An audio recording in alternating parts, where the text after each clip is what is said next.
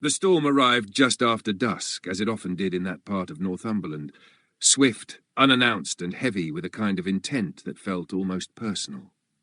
Chillingham Castle stood against it, as it had for centuries, stern, immovable, its ancient stone walls darkened by rain and memory. The wind threaded through its towers and battlements, whispering through arrow slits and rattling iron fittings like restless fingers tapping from the other side of the world. Inside, the residents had already drawn the curtains. No one who lived at Chillingham ignored a storm. It was Margaret Hensley who first noticed the pattern. She had come to the castle 6 months earlier as a caretaker, hired to oversee maintenance and guide the occasional tour group through the historic rooms. A practical woman in her 40s, she had little patience for superstition. Stories of hauntings had followed the castle for centuries, whispers of tortured prisoners, spectral children, and shadowy figures seen pacing the battlements. But Margaret treated them as she did creaking floorboards and damp stone. Part of the structure, nothing more. At first, the disappearances seemed like coincidence. A groundskeeper named Ellis failed to report for work after a particularly violent storm. His small cottage near the outer wall was found empty the next morning.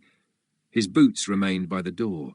A mug of tea sat half-finished on the table, cold and undisturbed. A week later, a visiting historian named Dr. Larkin vanished from his room in the east wing. His notes were scattered across the desk. His coat hung neatly on a chair. The window was latched from the inside. Then came Thomas Reed, a volunteer who had been cataloguing old documents in the library. He was last seen heading toward the inner courtyard as thunder rolled overhead. By morning, he was gone. No signs of struggle. No footprints in the mud beyond those already softened by rain. No explanation. The police were called each time, of course. They searched the grounds, questioned the remaining staff, combed through the surrounding woodland. Each investigation ended the same way, inconclusive, unsettling, unresolved. Margaret began to keep a record. Dates, times, weather conditions. It was the storms that linked them. Every disappearance had occurred on a night when the sky broke open and the wind screamed through the castle like a living thing. "You're looking for reason where there isn't any," said Arthur Bell, the castle's oldest resident. Arthur had lived at Chillingham for over 3 decades. He served as a kind of unofficial historian, though his knowledge leaned more toward folklore than fact. His thin frame seemed almost part of the castle itself, his pale face lined like weathered stone. Margaret found him in the great hall one evening, polishing a brass candlestick that likely hadn't needed polishing in a century. "People don't just vanish," she said, holding her notebook tightly. "Not without leaving something behind." Arthur smiled faintly. "They always leave something behind," he said. "Just not what you expect." Margaret hesitated. "You've heard the stories," Arthur continued, setting the candlestick down.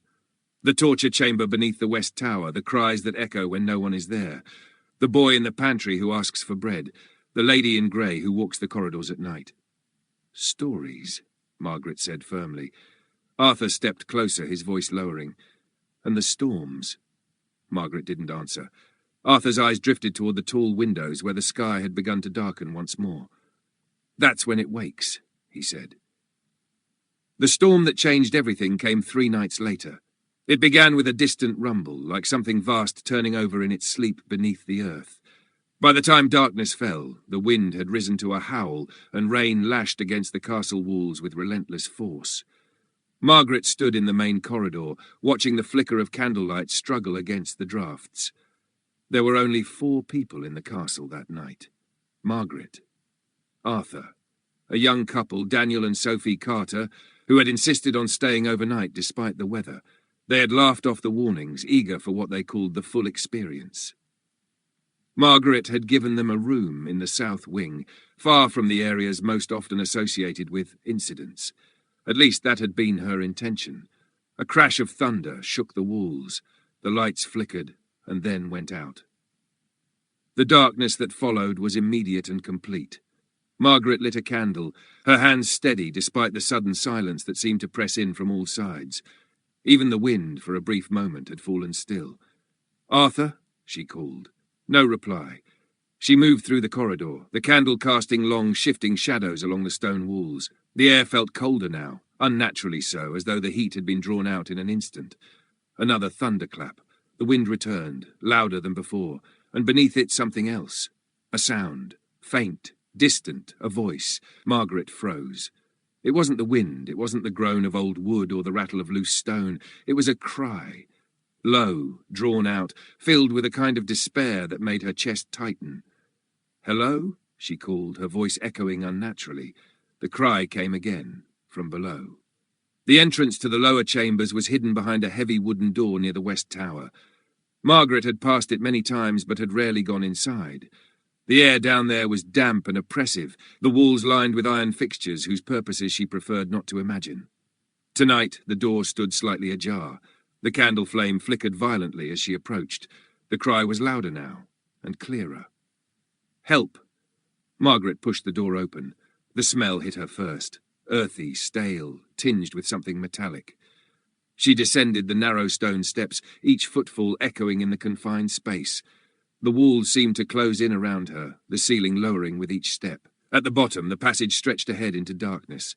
"Is someone down here?" she called. Silence. Then a movement, at the edge of the candlelight.